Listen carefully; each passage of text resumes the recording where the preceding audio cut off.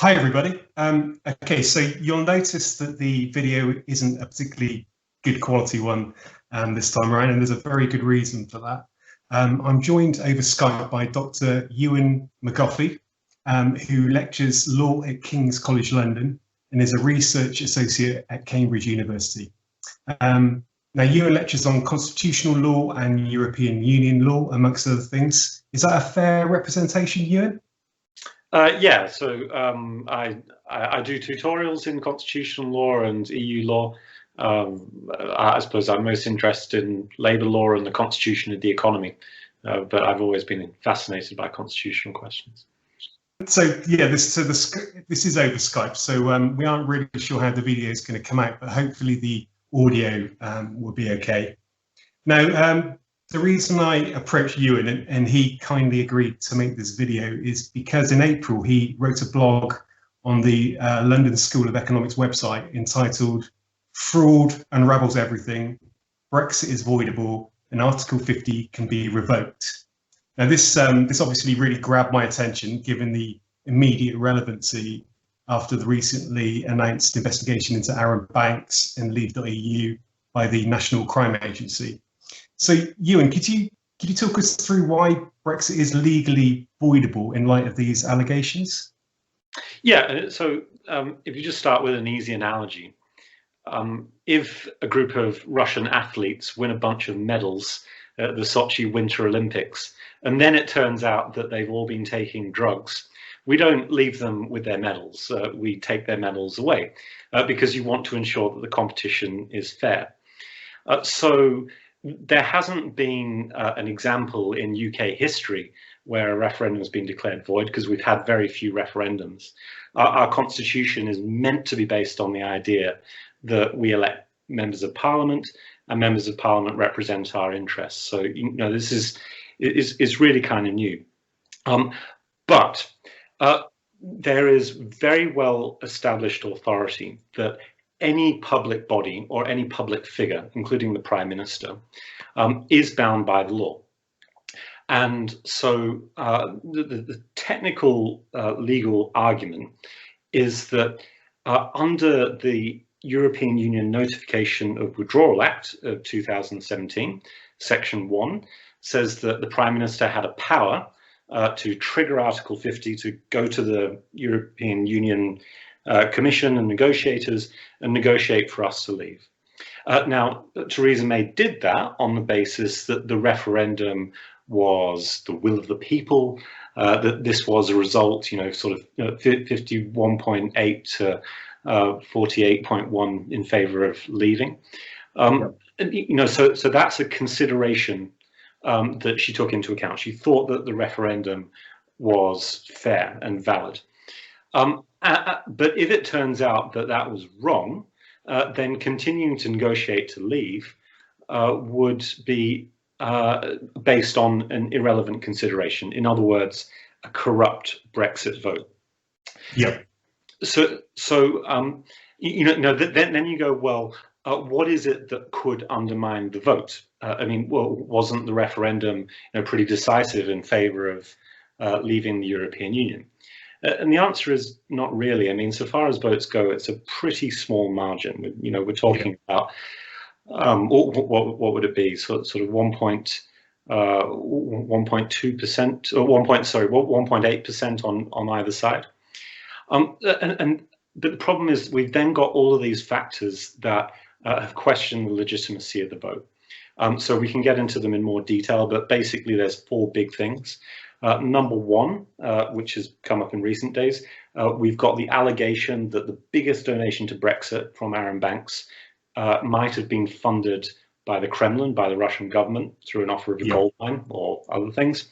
Number two, we've got the fact that Russia, quite aside from Arron Banks, was bombarding social media with fake news, if you like, but more importantly, tweeting, commenting, sharing information in order to drum up support for Brexit on Twitter, probably Facebook, probably YouTube, except we don't really know about Facebook and YouTube yet.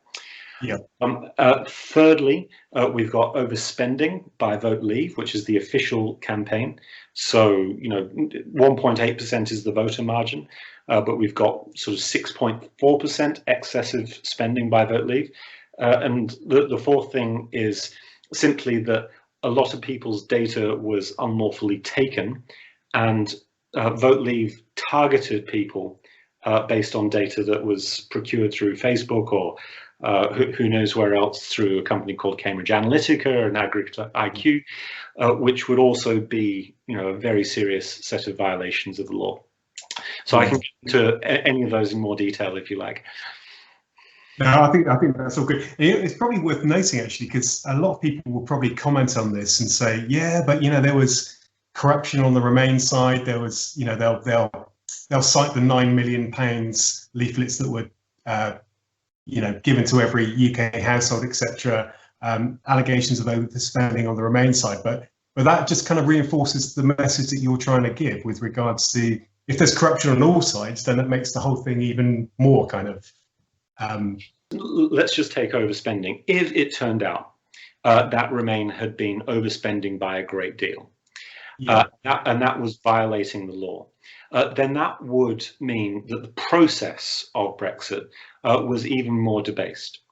Now, the problem is that when we're talking about legal violations that affect the vote, it's not like, old-fashioned sort of ballot box stuffing, putting extra voting papers in or taking some away. We're talking about advertising which has psychological impact, which can mislead people, or we're simply talking about an external factor like foreign interference. And there's no clear way to assess the causal impact of that. There's no scientifically clear way that we can say what the causal impact could be. But that can cut both ways. So, we've got, for instance, 6.4% overspending by Vote Leave. Could that, you might ask, sway 1.8% of the voters in the UK? The answer is, well, we don't know, but maybe the impact was even bigger, right? Yeah. So maybe it swayed, not like 0.1% of people voting. Maybe it swayed 10% or 15%. We don't know, but one very important factor is that Dominic Cummings, who was the head of Vote Leave, got up in I think it was a festival called Nudgestock, and when he was going around sort of doing his victory lap after Brexit, and he told the audience on a public YouTube video, which he's since taken down, and I'm just going to find the quote here. Vote Leave dumped their entire budget in the last 10 days, so that's £7 million plus the overspent money. Dumped virtually the entire budget in the last 10 days, targeting, he says, roughly 7 million people who saw something like 1.5 billion ads. 1.5 billion ads for 7 million people. That's an incredible number of it's hundreds of advertisements for a tiny segment. And he clearly thought that that was enough to do it. And so if he thought that that was enough to sway people, then I don't see why a court wouldn't. Okay, so let's move on a little bit. So let's assume we did attempt to void Brexit. Now, Article 50's already been triggered, and we're well down that road. Is it a fact that we can unilaterally withdraw from Article 50? So my view is yes. There are three ways that you could approach this issue. So you can look at it from a UK law point of view, from an international law point of view, or an EU law point of view. And I think that the answer is it's a mixture of the three, and all three lead to the conclusion that you can unilaterally withdraw. So first of all, the UK view, you might say, is the best one, because Article 50 itself says that we must notify and negotiate to leave according to our own constitutional requirements. Right? So if, according to our constitution, the UK courts decide that when Theresa May triggered Article 50, it was doing so on an erroneous ground, namely that the vote wasn't corrupt, then that would lead to the conclusion that her exercise of discretion could be quashed under UK law, which would make the act of notifying the intention to leave under Article 50 just void. Now, under international law, there's something called the Vienna Convention on treaties, and this says very clearly that if you give a notification, you can withdraw it, and unless there's sort of final agreement. So international law is completely clear. EU law, we don't really know. There is a court case on this to ask the European Court of Justice whether or not the UK can unilaterally withdraw notification under Article 50. There are different arguments based on policy in both ways. Against the UK unilaterally withdrawing notification, you could argue that that would encourage people to misuse the withdrawal process because it effectively gives the UK more bargaining power in negotiations, and that might be unfair on other member states. But I think that the tendency of the Court of Justice is always to give an interpretation to the treaties that holds the European Union together. So fundamentally, it's a bad thing for the EU for one of its member states to be dropping out. And the more that the EU can do to make the process to draw out the process, make it more deliberative, to make sure that it truly is what the UK wants in this case, can only be a good thing for the European Union too. Yeah, sure. So, because obviously we're up against time now. March next year, we're due to leave the end of March next year. So, I'm kind of interested. Is this something that could be instigated through Parliament? Is this so to avoid Brexit, for example, on these grounds, and bearing in mind that these are just allegations, nobody's actually been found guilty of any of these things at the moment. How could this actually happen? Would it be through a private citizen, a group? Could it be through Parliament? I mean, in your view, how could these chain of events take place? Let me just take issue with one thing. I mean, it is definitely proven that Russia interfered in Brexit. I mean, that's not open to debate. So the Fake News Committee found, and I'll just give you a little quote again. The Fake News Committee, the House of Commons Cross-Parliamentary Committee, said that they found 156,252 Russian accounts tweeting about #Brexit, and leaving roughly 45,000 messages in the last 48 hours before the referendum. And they go on to say, so that's just on Twitter, and we know about Twitter because it's public. They go on to say that Russia Today, the Russian state TV station, and Sputnik, another Russian-controlled media outlet, had more reach on Twitter than both the Leave campaign and the Remain campaign combined. So that is not open to question.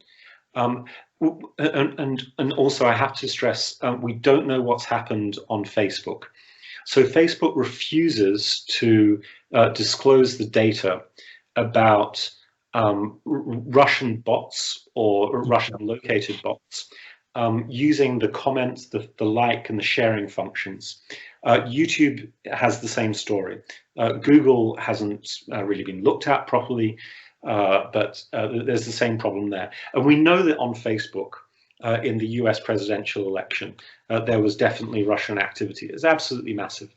So that's not open to debate. It's also not open to debate that the Vote Leave campaign did break the law, and it's not open to debate that Facebook has, at the very least, been too relaxed about users' privacy, leading to all of the data appropriation, which was subsequently used for psychological targeting.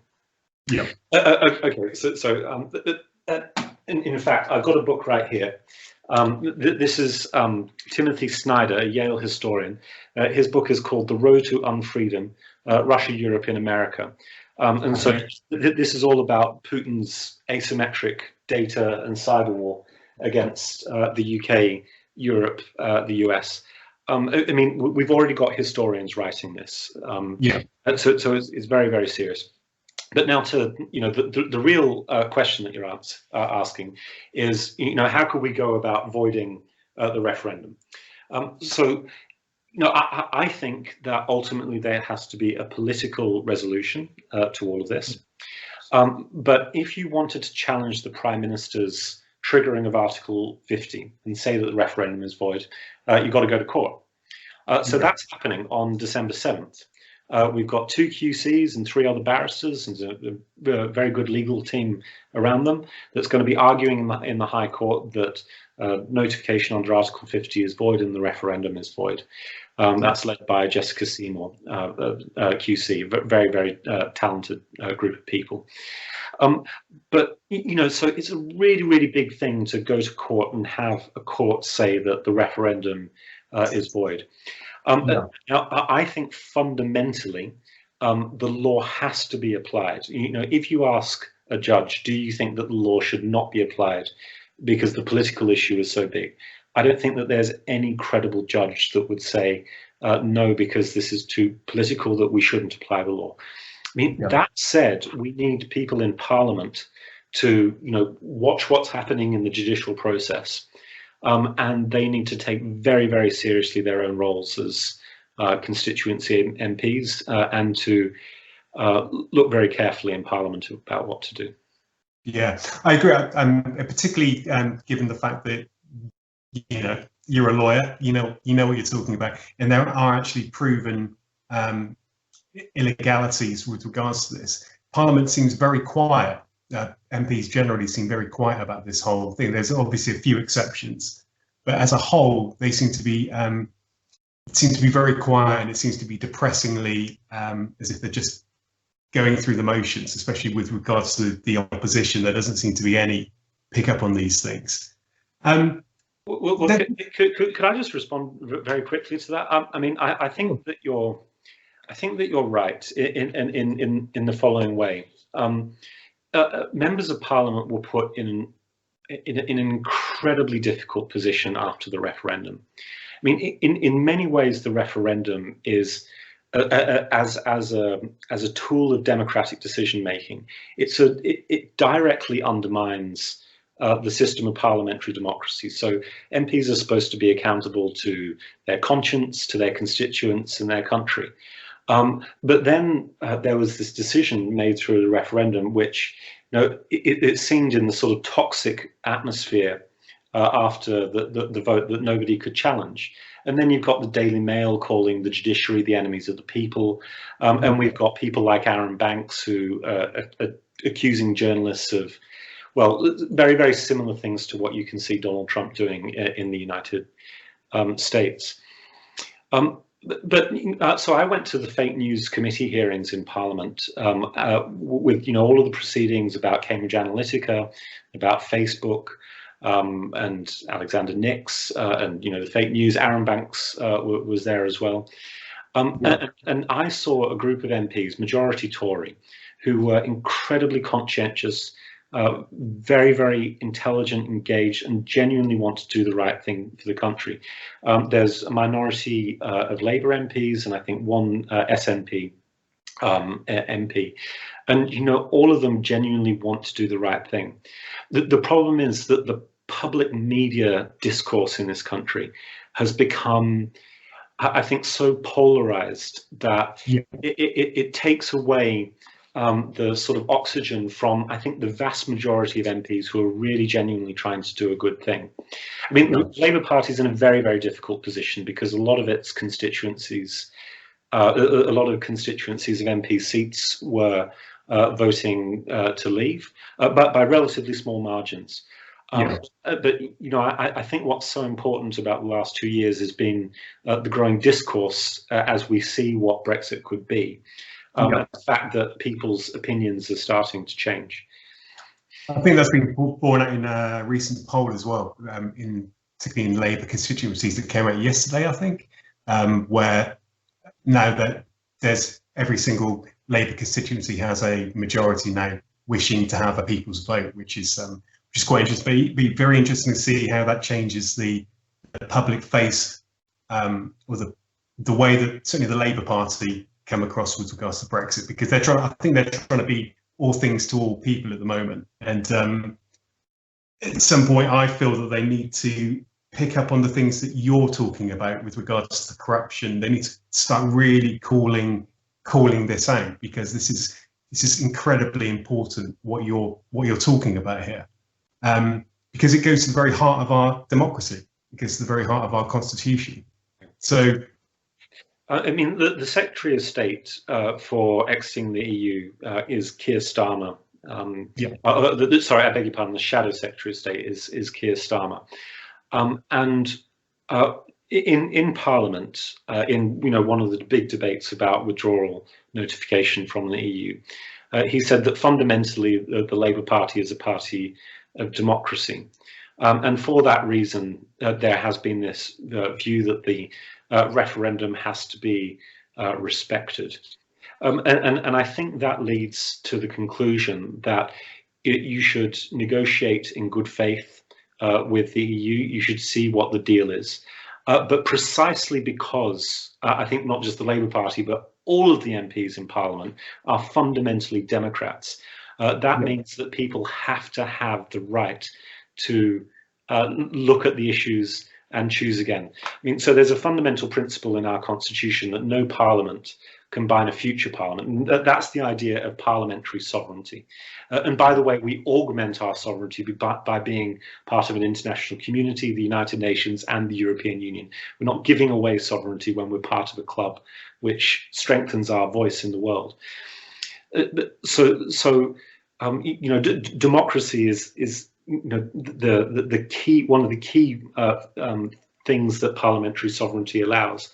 And just as no parliament can bind a future parliament, no referendum in the past can stop people changing their mind in the future, either through parliament or potentially through another referendum. Yeah. So given the proven corruption and the alleged corruption, are you aware of any historical parallels to this? Certainly on a national vote. Yeah. Is there anything in the past, any precedent?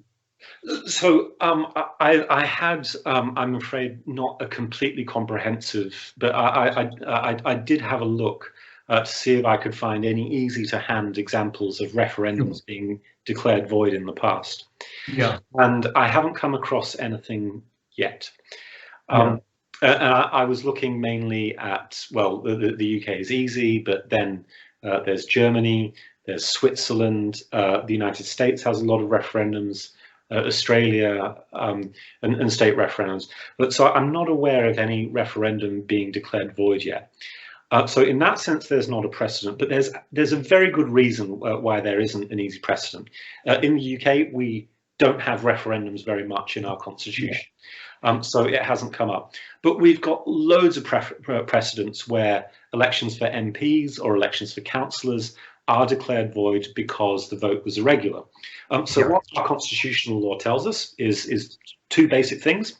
Number one, if you've had a vote which was marred by irregularity, and that would have changed the result, then the vote must be declared void. So that means, the MP's seat is vacated or the councillor's seat is vacated, and you just got to do it again if it would have changed the result. And then the second principle is that if you've got irregularities that were so substantially, that were so bad that they substantially violated the law on elections, but they wouldn't have changed the result, then you still need to declare the vote void if the process was really, really bad. Now, I would argue that in the case of Brexit, we've got evidence that both the result would have been different on the balance of probabilities had the process been regular, but also, even though we can't know the causal impact for sure, the violations were so massive, even without Arron Banks and his £8.4 million potentially Kremlin-funded donation. Yeah. But let me just say one more thing, because I've heard a number of people say that referendums are an illegitimate way of doing things, and But then you've got people on the Brexit camp like Nigel Farage saying, well, Switzerland is a great democracy and they have referendums all the time, and people stick by it. It couldn't be further from the truth. So when you have a referendum in Switzerland or a people's initiative, there's actually two kinds. Then everybody gets comprehensive information on what they're voting for. There is a very, very clearly established set of principles for how you ask the question, so that people are given a real choice between two concrete alternatives, and just a whole culture around doing things properly, because they've had to do it regularly. The way that we did our referendum on Brexit is, number one, we had a prime minister that wanted to silence his backbenchers. You might remember he was called David Cameron. He's been gone for a while, but so David Cameron basically wanted to do it for internal party political issues, not because he genuinely wanted to resolve a question in good faith. Number two, the question was completely unclear. You were asked the choice between remaining, which is certain, and this sort of magical mystery prize of Brexit. We just don't know what it is. It could be anything. I mean, it's like, what's that game show like, where they open up the box? Deal or no deal. Deal or no deal, exactly. And so we might have had a deal or we might have had no deal. It's absolutely amazing, utterly irresponsible. And then we've got a total lack of preparedness from our intelligence services, from the Electoral Commission to monitor the process to make sure that the spending is done properly. And also, perhaps I could just add finally, you've got completely irresponsible people leading Leave.EU and leading Vote Leave. People like Dominic Cummings and Arron Banks and Nigel Farage, who are completely isolated from the mainstream of politics because they're political charlatans. They have no respect for the rule of law, no respect for process, and they just did anything that they could to win. Just like the Russian athletes cheating with drugs. Yeah, it's going to be interesting to see if there's any more that comes out about the allegation that Theresa May prevented the security services investigating Arron Banks. That's going to be quite a potentially explosive thing, I think, in Parliament. But well, I mean, are you in favour of a people's vote, Ewan? Is that something that you would hope would happen? To be able to, or do you just want this whole thing cancelled?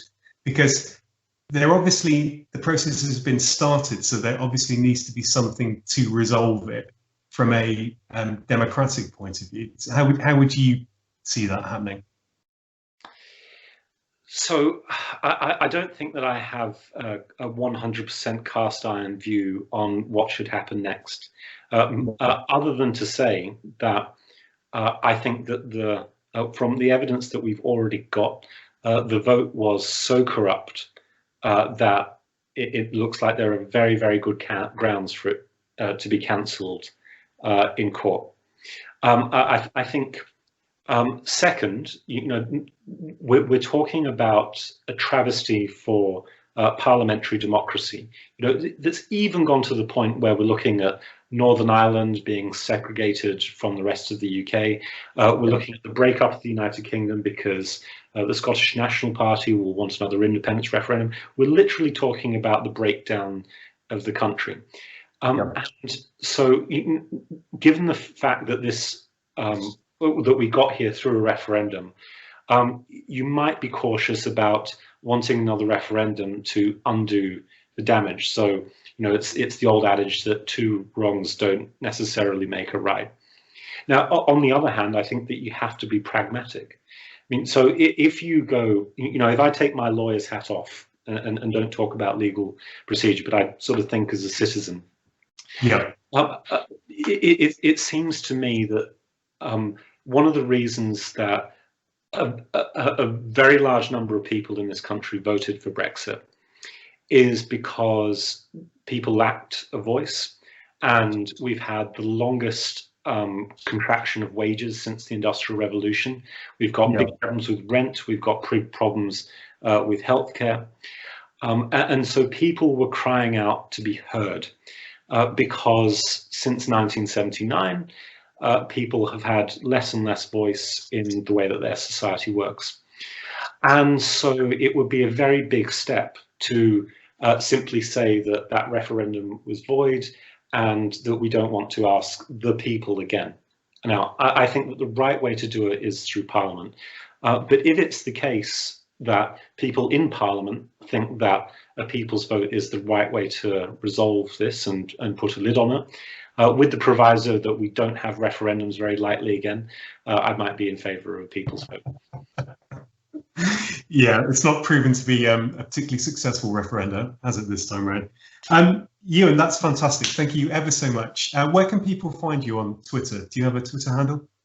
Yeah, I do. It's at and then Ewan MCG. So just MCG for McGaughey and Ewan MCG, all one. Brilliant. I'll make sure it's in the credits at the end of the video as well. So thank you very much, Ewan. Yeah. Take care. Thanks for talking. Bye.